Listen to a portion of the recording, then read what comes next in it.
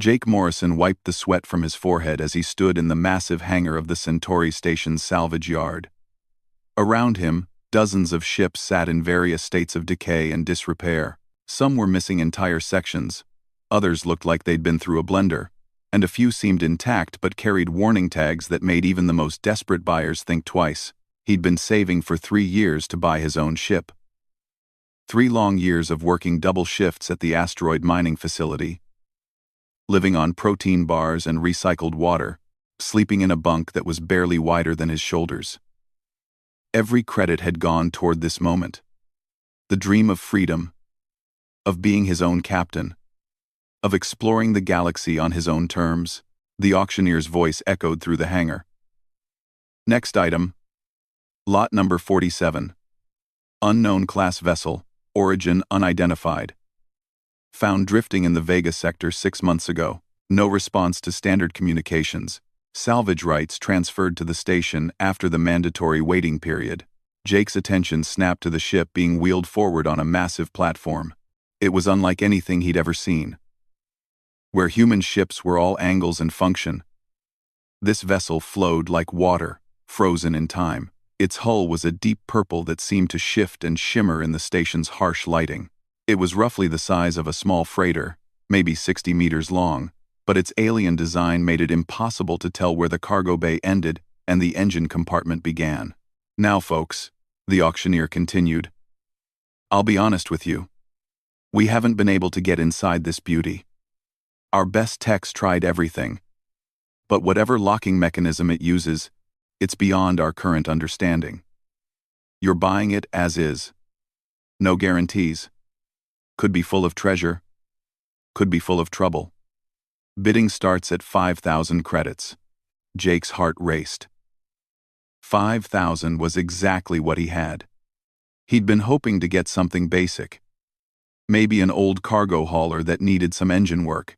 But this ship, alien or not, was calling to him. There was something about its graceful lines, the way it seemed to absorb light rather than reflect it, that spoke to every spacer's dream of discovering something amazing. 5,000, called out a gruff voice from the back. Jake turned to see Hendricks, a salvage dealer known for stripping ships and selling the parts. The man had a reputation for being ruthless and having deep pockets. 6,000. Came another voice. Jake's palms grew sweaty. This was getting expensive fast. But something about the ship wouldn't let him walk away. Maybe it was 3 years of dreaming. Or maybe it was the way the vessel seemed to hum with hidden potential. But he found himself raising his hand. 7,000. Several heads turned his way. Jake Morrison was known around the station as a hard worker but not someone with serious money. Hendricks gave him a calculating look. 8,000, Hendricks called out. Jake's mind raced. He could drop out now, find something cheaper, something safer. But when would he ever get another chance like this? His entire life savings rode on this decision. 10,000. The words left his mouth before he could stop them. A murmur went through the crowd. 10,000 was serious money for a ship they couldn't even open. Hendricks frowned and seemed to be considering his next move. 15,000, Hendricks shouted. Jake's heart sank. He was done. 15,000 might as well have been 15 million for all the chance he had of matching it. He started to lower his hand when something strange happened. The alien ship's lights flickered. It was subtle, just a brief pulse of bioluminescence that ran along what might have been sensor arrays or decorative elements. Most of the crowd didn't even notice, but Jake saw it. And in that moment, he could have sworn the ship was looking at him. Going once for 15,000, the auctioneer called. Jake closed his eyes. His entire savings account flashed in his mind. The 3 years of brutal work, the dreams of freedom, the chance to finally make something of himself. When he opened his eyes, his hand was in the air. 16,000. The crowd gasped. Even the auctioneer looked surprised. Hendricks turned to stare at Jake, with undisguised amazement. Son, Hendricks called out. You sure you know what you're doing? That's a lot of money for something that might be a very expensive paperweight. Jake nodded, though his throat felt like it was full of sand. I'm sure. Hendricks studied him for a long moment, then shrugged. Your funeral, kid. Going once, going twice, sold to the young man in the front for 16,000 credits. Jake's legs nearly gave out. He'd done it. He'd actually done it. He owned an alien starship. The fact that he'd just spent every credit he had, plus borrowed 3,000 against his next 6 months of salary, was a problem for future Jake to worry about. 2 hours later, after the paperwork was complete and the ship had been moved to a private berth, Jake stood before his purchase with a mixture of excitement and terror. Up close, the vessel was even more beautiful and alien. Its surface wasn't quite smooth. There were patterns that looked almost like scales or feathers, each one catching the light differently. Okay, he said to himself. Time to figure out how to get inside my own ship. He'd brought every tool he could borrow from the station's maintenance bay. Plasma cutters, sonic disruptors, even an old-fashioned crowbar. But as he examined the hull, he couldn't find anything that looked like a door or hatch. The surface was seamless, as if the entire ship had been grown rather than built. Jake spent the next 4 hours trying everything he could think of. He pressed against likely-looking panels, shouted commands in every language he knew, even tried knocking in what he hoped might be a universal rhythm. Nothing worked. The ship remained as sealed as a tomb. As the station's artificial night cycle began, Jake sat down on a cargo crate and stared at his purchase. He was starting to think Hendricks had been right. Maybe he'd just bought the most expensive paperweight in the galaxy. Come on, he said to the ship. Work with me here. I just gave up everything I had for you. The least you could do is let me inside. For a moment, nothing happened. Then, so softly he almost missed it, the ship hummed. It wasn't mechanical. It sounded almost musical, like a lullaby sung by alien voices, and as it hummed, patterns of light began to flow across its surface. Jake stood up slowly, afraid that any sudden movement might break whatever was happening. The light patterns were beautiful, flowing from the nose of the ship toward what he guessed was the stern in gentle waves. As they moved, sections of the hull became transparent, giving him glimpses of the interior. What he saw took his breath away. The inside of the ship was just as organic as the outside. Curved walls glowed with soft bioluminescence, and what looked like control surfaces grew from the floor and ceiling like strange plants. But it was what occupied the center of the main chamber that made Jake's heart stop. A figure hung suspended in what looked like a cocoon of silver threads. The cocoon was translucent enough that he could see the outline of the person inside. Definitely humanoid, but with proportions that suggested it wasn't human. The figure's skin had a pale blue tint, and Jake could see what looked like gills along the neck. As he watched, the light patterns on the ship's hull began to pulse faster, and the humming grew slightly louder. The message was clear. The ship wanted him to come inside. A section of the hull directly in front of Jake began to iris open like a flower, revealing an entrance just large enough for him to step through. The air that flowed out carried scents he'd never experienced, something like ozone mixed with flowering vines and the sea after a storm. Jake hesitated for just a moment. Once he stepped inside, there would be no going back. This wasn't just buying a ship anymore. This was first contact with an alien species. He thought about the Galactic Council's strict protocols about alien encounters, about the paperwork and bureaucracy, and scientists who would want to study every detail. Then he thought about the figure in the cocoon, alone and possibly in need of help. Jake stepped through the opening. The moment his foot touched the ship's floor, the entrance sealed behind him, and the vessel came alive. Bioluminescent panels flowed to life all around him, and the humming grew into something that sounded almost like welcoming voices. The air felt warm and slightly humid, and he realized the ship was adjusting its environment for him. He approached the suspended figure slowly. Up close, he could see that it was definitely female, with delicate features and what looked like scales along her arms and shoulders that caught the light like prisms. Her hair was long and dark, floating around her face as if she were underwater. She was beautiful in a way that was completely alien, yet somehow familiar. The cocoon of silver threads pulsed gently, and Jake could see indicators around it that suggested it was some kind of medical or preservation system. She was alive, but whether she was healing from injury or being kept in stasis, he couldn't tell. As he stood there trying to figure out what to do next, One of the control surfaces near him began to glow. When he approached it, symbols appeared in the air above it. Definitely writing, but in no language he recognized.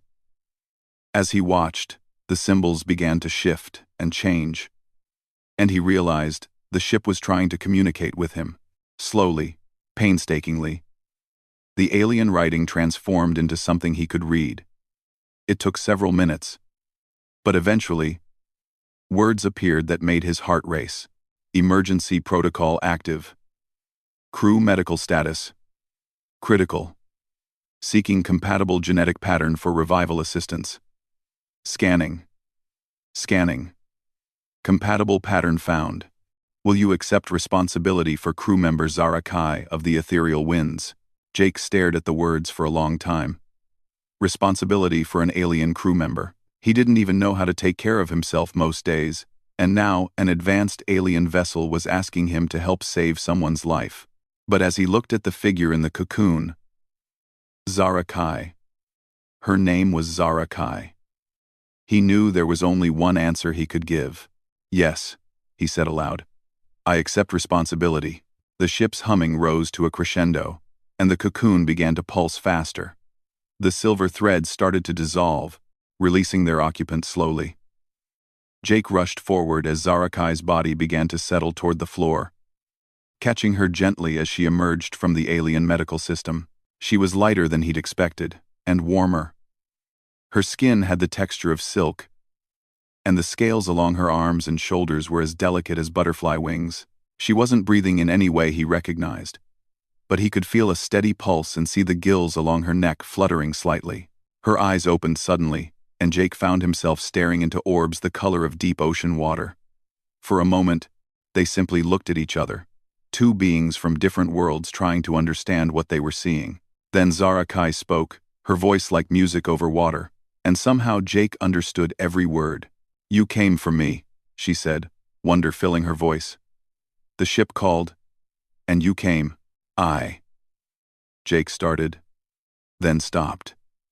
How did he explain that he'd just been trying to buy a cheap ship and had stumbled into something far beyond his understanding? I heard you needed help. Zara Kai's hand reached up to touch his face, and her smile was like sunrise over an alien sea. The ship chose well, she said. You have a pure heart. Jake Morrison of Earth. I can feel it in your genetic resonance. How do you know my name? The ship learned it from your touch when you entered. We are deeply connected, she and I. She has been searching for someone worthy to help complete our mission. Mission? But before Zara Kai could answer, alarms began blaring throughout the ship. The gentle bioluminescence turned harsh red, and the ship's voice filled the air with urgent tones. Jake couldn't understand the words, but Zara Kai's expression told him everything he needed to know. Whatever mission she was talking about, they were about to be interrupted. The Devourers, she whispered, fear creeping into her voice. They've found us. Through the ship's suddenly transparent hull, Jake could see three angular black vessels approaching the station. They moved like predators, their surfaces seeming to absorb light and hope in equal measure. As he watched, they began charging weapons that glowed with malevolent energy. Who are the Devourers? Jake asked, but he had a feeling he didn't want to know the answer. Zara Kai was already moving toward what looked like the ship's command center, her movements graceful despite her recent revival. They are the reason I was in stasis, she said. They destroyed my world, enslaved my people, and I am the last keeper of something they desperately want. Something that could save the galaxy, or destroy it completely. She turned to look at him, her ocean-deep eyes filled with both hope and sorrow. I know this is not what you bargained for when you purchased this vessel, Jake Morrison, but fate has brought us together, and now the choice is yours. Will you help me complete my mission? Knowing it may cost us both our lives, Jake looked out at the approaching enemy ships, then back at the alien woman who had just become his responsibility. 3 years ago, he'd been nobody special. Just another asteroid miner dreaming of something better. Now he was the owner of an alien vessel, the guardian of a beautiful alien princess, and apparently the galaxy's last hope against something called the Devourers. He'd wanted adventure when he bought this ship. It looked like he was going to get more than he'd bargained for. Tell me what we need to do, he said. Zarakai's fingers danced across control surfaces that seemed to respond to her touch like living things. The ship shuddered as she activated systems that Jake didn't even know existed. The station's defenses won't hold them for long, she said, her voice carrying the strain of concentration.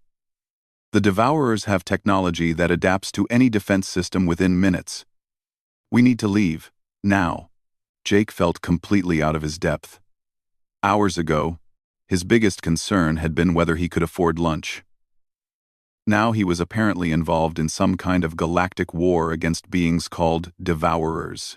Wait, he said, moving toward what looked like a communication panel.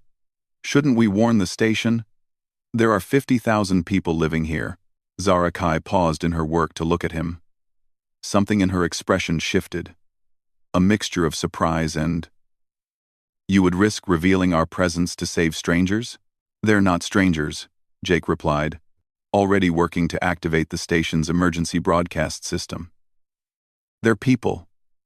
They have families, dreams, lives that matter. Through the ship's hull, they could see the Devourer vessels spreading out around the station. The station's defensive batteries were starting to fire, but the energy beams seemed to bend around the alien ships like water flowing around stones.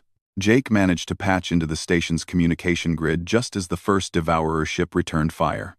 The energy beam that struck the station's outer hull wasn't just destructive, it seemed to drain something essential from the metal itself, leaving it gray and brittle. This is an emergency broadcast, Jake's voice echoed through the station's corridors. 3 hostile alien vessels are attacking the station. This is not a drill. All personnel proceed to emergency shelters immediately. All ships capable of evacuation should depart now. Alarms began blaring throughout the station as Jake's warning spread. He could see on the monitors as people began rushing toward shelter, and several small vessels started launching from the docking bays. That was a good thing you did, Zarakai said softly. But it also revealed our location. The Devourers now know exactly where we are.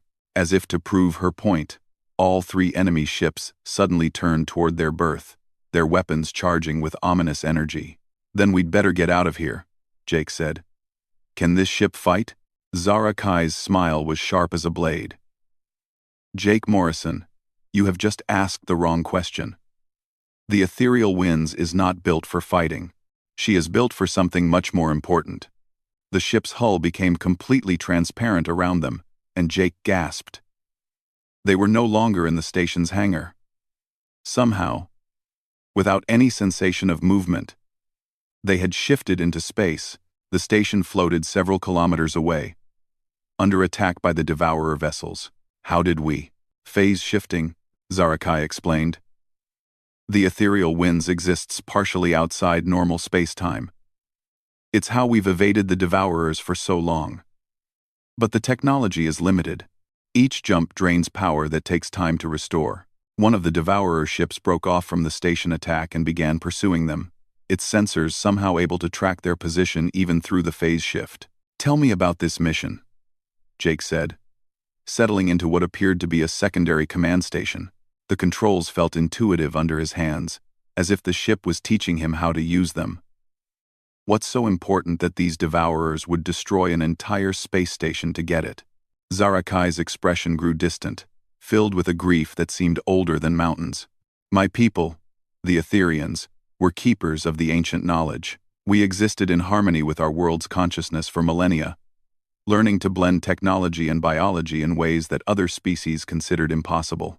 Our ships, like the Ethereal Winds, are not just vessels. They are living beings, partners in exploration and discovery. The pursuing Devourer ship fired, its beam missing them by mere meters, but causing the space around them to ripple strangely. The Devourers are the opposite of everything we stood for, Zarakai continued. They consume not just matter and energy, but the essence of life itself. They turn living worlds into gray, empty husks, and they transform captured beings into extensions of their collective will. They are entropy given form, destruction given purpose. Jake was starting to understand the scope of what they were dealing with. And they want something you're carrying? Not something I'm carrying, Zarakai said, placing her hand on a crystalline formation that seemed to grow from the ship's central console. Something. I am. I am the last living repository of the Etherian life song, the accumulated knowledge and consciousness of my entire species. When the Devourers destroyed my world, the survivors managed to encode everything we were, everything we knew, into my genetic structure. The crystal formation began to glow under her touch, and Jake felt something impossible happening. For just a moment, he could sense the vast network of information flowing through Zarakai's being. Scientific discoveries, artistic achievements, philosophical insights, the memories of billions of beings living in harmony with their world. "My God," he whispered. "You're carrying an entire civilization inside yourself, and if the Devourers capture me, they will drain that knowledge and use it to create weapons capable of destroying not just worlds, but entire galaxies." The life song contains the secrets of creation itself. How consciousness emerges from matter. How life shapes the universe around it. How death can be transformed into new beginnings. Another blast from the pursuing ship, closer this time. The ethereal winds shuddered, and Jake could feel the ship's distress like a living thing. "So what's the plan?" he asked. "Where are we going?" "The Andromeda Gateway," Zarakai replied. "There is an ancient structure there, built by the first ones who seeded consciousness throughout the galaxy. If I can reach it, I can upload the life song into the Gateway's network, spreading Etherian knowledge to every world touched by consciousness. The Devourers would never be able to collect it all, and the wisdom of my people would survive to help other species defend against the entropy they spread." "How far is this gateway?" 7 days through normal space. "But the ethereal winds can make it in 3 if we push her phase drive to its limits." Jake looked at the tactical display showing their pursuer. The Devourer ship was gaining, its weapons charging for another shot. 3 days of being chased by these things? Do we have any defenses at all? If... Zarakai looked at him with an expression he was learning to recognize. That mixture of surprise and growing admiration. "We have you," she said simply. "Me? I'm nobody special. I'm just a miner who got lucky at an auction." "Jake Morrison," Zarakai said, moving closer to him. "Do you know why the ethereal winds chose you? Why her systems recognized you as compatible?" Jake shook his head. "Because you have something the Devourers cannot understand or corrupt. A pure willingness to sacrifice for others. When you saw me in stasis, you didn't think about profit or advantage, you simply wanted to help. When the station was attacked, your first thought was to warn people you barely knew. This is why the ship bonded with you instantly." The Devourer ship fired again, and this time the beam clipped their stern, sending shockwaves through the vessel. Jake could feel the ethereal wind's pain like a knife in his chest. "That's all very nice," he said through gritted teeth. "But good intentions won't stop those energy beams. Won't they?" Zarakai activated another set of controls, and the ship's voice filled the air with urgent harmonics. "The ethereal winds is trying to tell us something." Jake listened to the musical tones, and somehow found himself understanding them. The ship was suggesting a maneuver that seemed impossible. Dropping out of phase shift directly into an asteroid field, using the gravitational chaos to mask their signature while the ship recharged. "That's insane," he said. "One wrong move, and we'll be paced." "But you can do it," Zarakai said with absolute confidence. "The ship trusts you. She can feel your pilot's instincts, your ability to think in 3 dimensions. Most beings think in straight lines, but humans think in possibilities." Jake felt the weight of her faith in him, and something inside him responded to the challenge. Maybe she was right. Maybe there was something special about the way humans approached problems. "All right," he said, settling into the pilot station. "Let's see what we can do." The transition from phase shift to normal space was jarring, like stepping off a moving train. One moment they were in the strange half-reality of shifted space. The next, they were diving into a dense asteroid field, at speeds that would have terrified any sane pilot. The pursuing Devourer ship followed them into normal space but hesitated at the edge of the asteroid field. Jake could understand why. The gravitational forces between the massive rocks created a 3-dimensional maze that changed constantly. Navigating it required intuition as much as skill. They're scanning the field, Zarakai reported. Their computers are trying to calculate safe passages. Good, Jake said, threading the ethereal winds between two asteroids the size of city blocks. Let them calculate. By the time they figure out a route, we'll be long gone. What followed was 15 minutes of the most intense flying Jake had ever attempted. The asteroids weren't just obstacles. They were opportunities. He used their gravitational fields to slingshot around corners, hide in their sensor shadows, and build up speed for the next phase shift. The Devourer ship tried to follow, but was forced to move slowly, its predictable computer-generated flight path making it easy for Jake to stay ahead. Every time it tried to get a weapon lock, Jake would slip behind another asteroid or use a gravity well to suddenly change direction. How are you doing this? Zarakai asked, watching in amazement as Jake pulled off a maneuver that took them through a gap barely wider than their ship. The calculations required to navigate this field should be beyond any single mind. I'm not calculating, Jake replied, pulling into a tight spiral around a rotating asteroid. I'm feeling. Every asteroid has its own personality, its own way of moving. You just have to listen to them. The ethereal winds hummed in harmony with his words, and Jake realized that the ship was enhancing his natural intuition somehow, helping him sense the gravitational currents and mass distributions around them. This is impossible, came a transmission from the Devourer ship, its mechanical voice filled with frustration. No biological entity should be capable of such spatial reasoning. Jake grinned and keyed the communication system. Sorry to disappoint you, but humans are full of surprises. He pulled the ethereal winds into an impossibly tight turn that should have torn the ship apart, but instead of fighting the maneuver, the living vessel flowed with it, her adaptive hull shifting to handle the stress. Your ship, she's amazing, he said to Zarakai. She likes you too. Zarakai replied, her voice warm with affection. I can feel her joy through our bond. She hasn't flown like this in centuries. The phase drive finished recharging just as they cleared the asteroid field, and Jake immediately engaged it, shifting them back into the strange space between realities. The Devourer ship fell behind, its sensors unable to track them once they phased. Well done, Zarakai said, moving to stand beside his chair. But they'll find our trail eventually. The Devourers are relentless. They will summon more ships, set up blockades along our route. Then we'll just have to be more creative than they are, Jake said.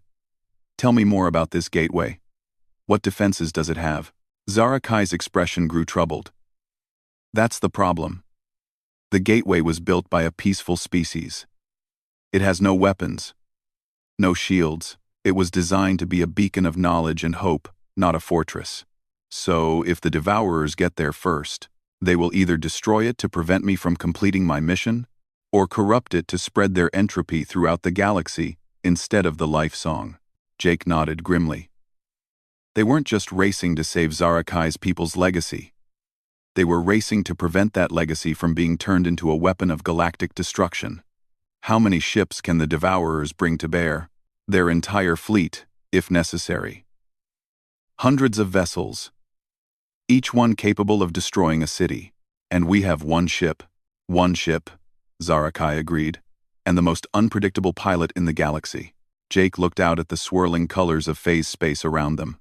Somewhere out there, an alien fleet was mobilizing to stop them. Ahead lay a gateway that could save or doom the galaxy, depending on who reached it first. 3 days ago, he'd been a nobody with a handful of credits and a dream of freedom. Now he was responsible for the survival of an entire species' knowledge, and possibly the fate of the galaxy itself. No pressure, he muttered. Zarakai placed her hand on his shoulder, and he felt a warmth that had nothing to do with temperature. Through their growing connection, he could sense her complete trust in him. Her belief that somehow, against all odds, they would find a way. Jake Morrison, she said softly. In all the stories my people told about heroes, none of them started by buying their destiny at auction. Despite everything, Jake found himself smiling. Maybe that's exactly why it'll work. The ethereal winds hummed her agreement, and they flew on through the space between worlds, carrying the hope of the Etherian people toward an uncertain future. The Andromeda Gateway hung in space like a jewel made of starlight and dreams. Jake had seen pictures of ancient alien structures before, but nothing had prepared him for the reality. It was massive, easily 10 kilometers across, and seemed to be constructed from some kind of crystalline material that bent light in impossible ways. Energy patterns flowed across its surface like aurora dancing through solid matter. "It's beautiful," he breathed. "It's also surrounded," Zarakai said grimly. She was right. Jake's instruments counted 47 Devourer ships, arranged in a perfect sphere around the gateway. They hung motionless in space like mechanical vultures, their black hulls seeming to drain light from the stars around them. "How did they get here so fast?" Jake asked. "They've been spreading across the galaxy for centuries," Zarakai replied. "There are probably Devourer fleets within a day's travel of every major structure in known space. They've been waiting for this moment." The ethereal winds drifted at the edge of the system, hidden in the sensor shadow of a dead moon. Even with her phase capabilities, there was no way they could simply slip past that many enemy vessels.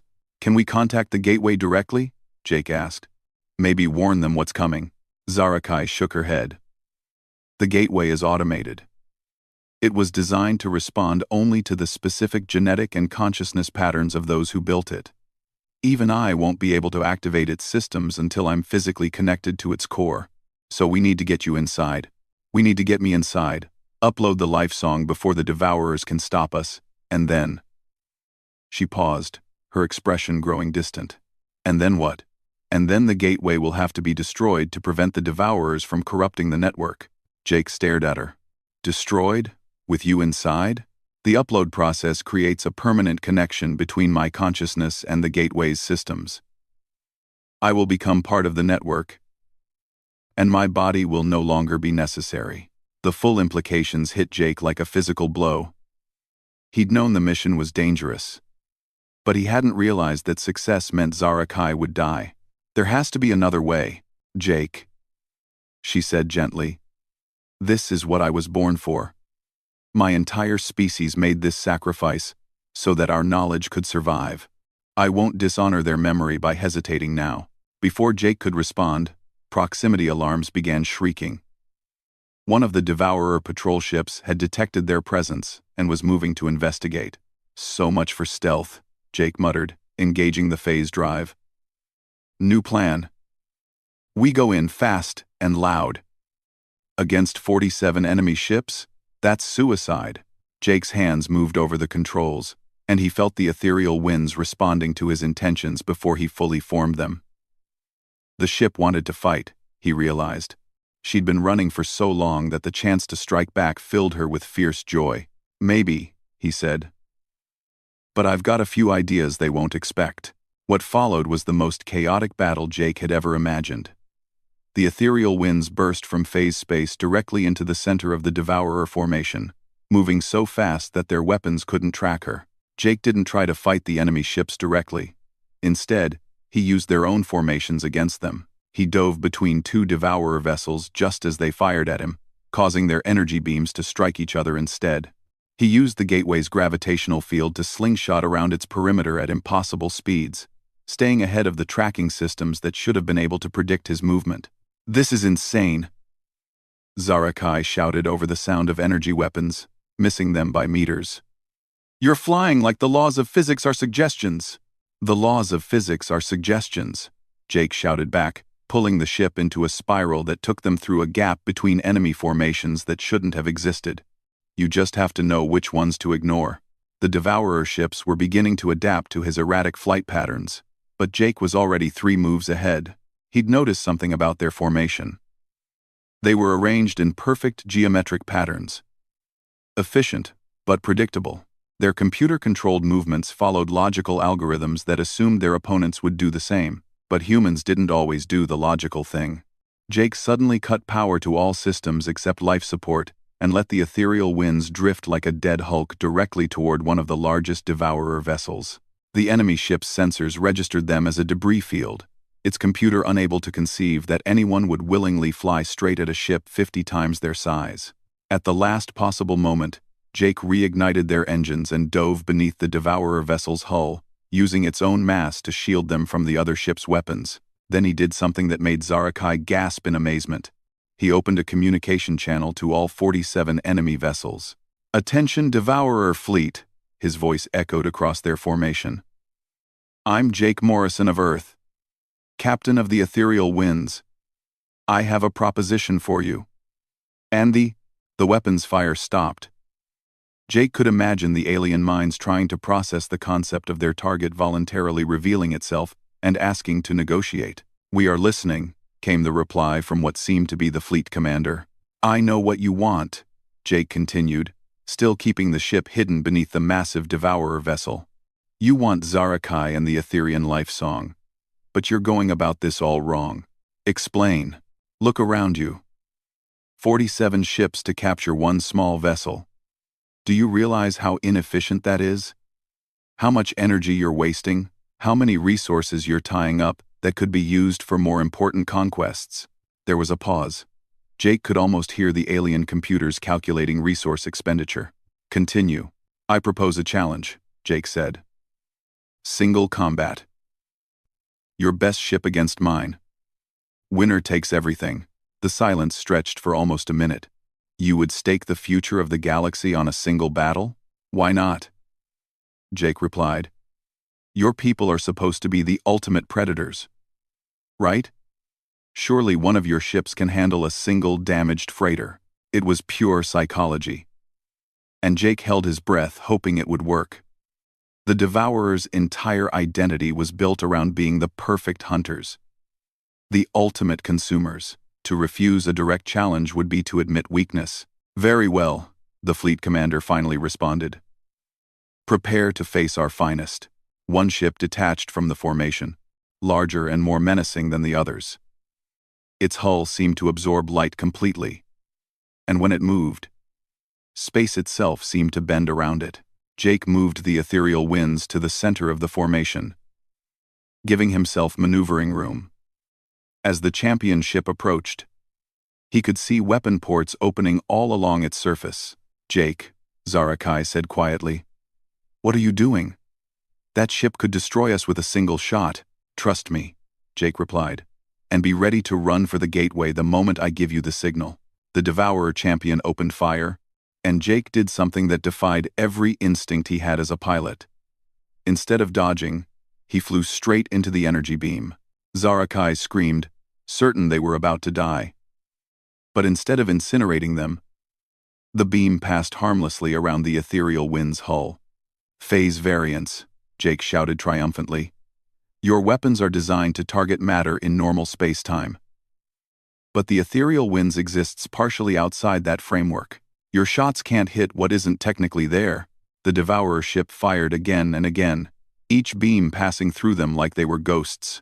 Jake could feel the enemy's growing confusion and frustration. "Impossible," the fleet commander transmitted. "No weapon system is completely ineffective."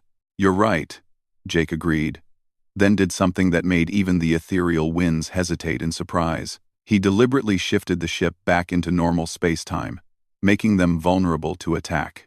"Jake, no!" Zarakai cried, but Jake was already moving, diving toward the Devourer champion at maximum speed. The enemy ship fired, but Jake had counted on its computer-guided systems, needing time to recalculate targeting after the phase shift. The energy beam missed by less than a meter, and Jake rammed the ethereal winds directly into the Devourer ship's weapon array. The collision should have destroyed both vessels. Instead, the ethereal winds flowed around the impact like liquid, her adaptive hull absorbing and redistributing the kinetic energy. The Devourer ship, built for pure destructive efficiency, crumpled around the point of impact. "Now!" Jake shouted, already turning toward the gateway. "Go, go, go!" They shot away from the damaged champion ship like a comet, racing toward the ancient structure, while the Devourer fleet tried to process what had just happened.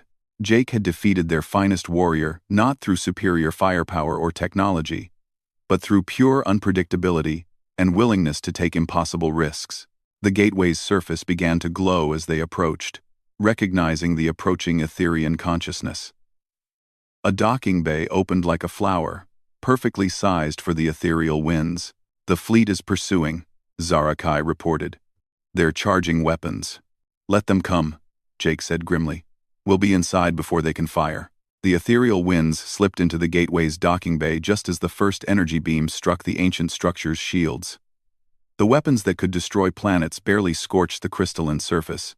Jake and Zarakai ran through corridors that seemed to be made of crystallized music, following pathways that adjusted themselves to guide them toward the core. Behind them, they could hear the Devourers attempting to force their way through the gateway's defenses. The central chamber was a sphere of pure energy, pulsing with the accumulated knowledge of the beings who had built it. In the center, a pillar of light rose from floor to ceiling, clearly designed for the consciousness transfer Zarakai needed to perform. This is it, she said, approaching the pillar. Once I begin the upload, the process cannot be stopped. Jake caught her arm gently. There has to be another way. Some way for you to survive this. Zarakai smiled, and in that smile Jake saw the accumulated wisdom and sadness of an entire species. Jake Morrison, she said, do you know what the most beautiful part of the life song is? It's not the scientific discoveries or the technological achievements. It's the simple truth that consciousness creates meaning, that love makes existence worthwhile, that one being willing to sacrifice for another gives purpose to the universe. She kissed him then, soft and warm and tasting like the sea under an alien moon. You have given me something my people thought was lost forever, she whispered. You have shown me that hope can bloom even in the darkest times. That courage isn't the absence of fear but the willingness to act despite it. Before Jake could protest, she stepped into the pillar of light. The transformation was beautiful and terrible. Zarakai's form began to dissolve into pure energy, but Jake could feel her consciousness expanding, touching every part of the gateway's network. The life song of the Etherian people flowed through her into the ancient structure, ready to spread across the galaxy. Jake, her voice echoed from everywhere and nowhere. The upload is complete, but the Devourers are breaking through. The gateway must be destroyed, or they will corrupt the network and turn the life song into a weapon of entropy. How? The gateway's power core can be overloaded, but someone has to stay behind to initiate the sequence.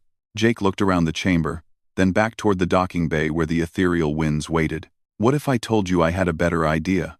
Jake, there isn't time. Trust me, he said, already running back toward the ship. Just like you trusted me to get us here. He reached the ethereal winds just as the first Devourer soldiers broke into the gateway. The ship's voice filled the air with urgent harmonics, and Jake understood what she was suggesting. You're right, girl, he said, settling into the pilot's chair. Let's show them what happens when you underestimate humans. He engaged every system the ship had.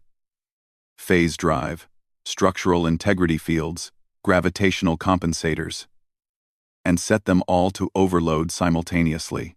Then he turned the ethereal winds toward the gateway's power core and pushed the engines past their safety limits. Jake, what are you doing? Zarakai's voice filled the ship. I'm being unpredictable, he replied, feeling the ship building up to an impossible speed. The Devourers think in terms of destruction and consumption, but humans think in terms of transformation.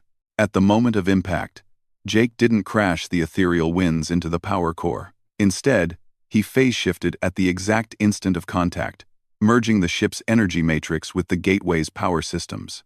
The result was spectacular.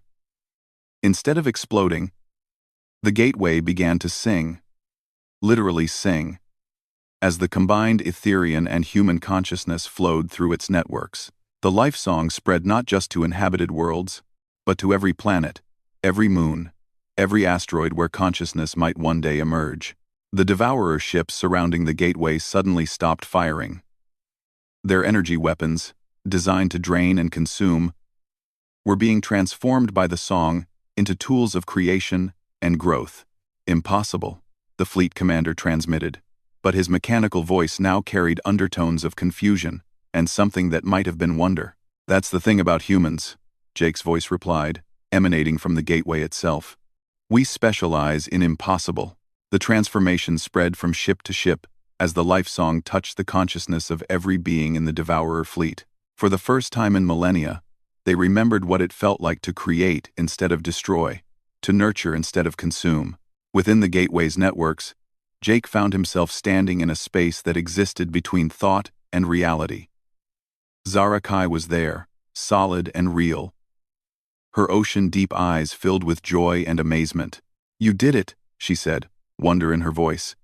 "You saved not just the life song, but the devourers themselves. You gave them back their ability to choose." "We did it," Jake corrected.